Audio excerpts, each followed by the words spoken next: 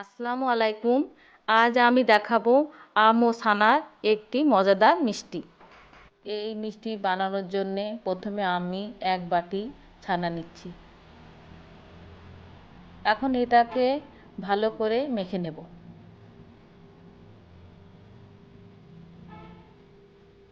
এবার আমি এখানে হাফ কাপ চিনি নিয়ে আবার এটাকে ভালো করে মেখে নেব।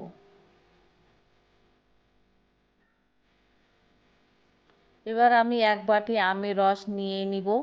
এটা একটি মাঝারি সাইজের আমের রস, আপনারা চাইলে কম বেশি নিতে পারেন। এখন প্যানে 1.5 গ্লাস তরল দুধ জাল করে নেব। এখানে আমি গরুর দুধ নিয়েছি।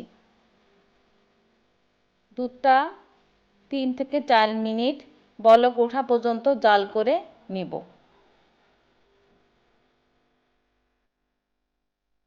দুধটা ঘন হয়ে এলে আগে থেকে করে রাখা ছানার মিশ্রণটি ঢেলে দিয়ে আস্তে আস্তে ক্রমাগত নাড়তে থাকব। চুলার জালটা মিডিয়াম আঁচে রাখতে হবে যাতে তলায় লেগে না যায়। মিশ্রণটি একটু ঘন হয়ে এলে এতে আমরা পছন্দ অনুসারে ফুড কালার অ্যাড করে নিচ্ছি। এটি অপশনাল, আপনারা চাইলে আসল রঙটিও রাখতে পারেন। এটি অ্যাড করলে সুন্দর একটা রং আসে, যেটি আমার কাছে ভালো লাগে। এবার এতে 1 চা চামচ ভ্যানিলা এসেন্স অ্যাড করলাম। আপনারা চাইলে যে কোনো এসেন্স ব্যবহার করতে পারেন। এখন এতে আমরা হাফ কাপ গুঁড়া দুধ নিয়ে নিচ্ছি।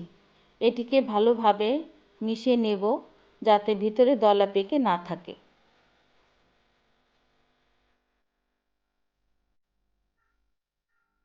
এভাবেই ক্রমাগত নাড়তে থাকবো যতক্ষণ না পর্যন্ত মিশ্রণটি শক্ত হয়ে প্যানের গা ছেড়ে আসবে। এমন হয়ে আসলে চুলার জাল বন্ধ করে দিব। এবার একটি প্লেটে সামান্য ঘি ব্রাশ করে নিব, তাতে মিশ্রণটি ঢেলে দিব। এবার কোনো সমান চামচ অথবা খুন্তি দিয়ে এভাবে সমান করে নিব যাতে জিনিসটি কাটতে সুবিধা হয়। এখন উপরে নিজের পছন্দ মতো ড্রাই ফ্রুটস দিতে পারেন। আমরা এখানে কাজু, পেস্তা ও কাঠবাদাম কুচি নিয়েছি। এবার 10 থেকে 15 মিনিট পর মিশ্রণটি একটু ঠান্ডা হয়ে এলে বরফির মতো কেটে নিব। তাহলে তৈরি হয়ে গেল মজাদার এই মিষ্টি, যা খেতে অত্যন্ত মজার। নিজে ঘরে ট্রাই করে দেখুন।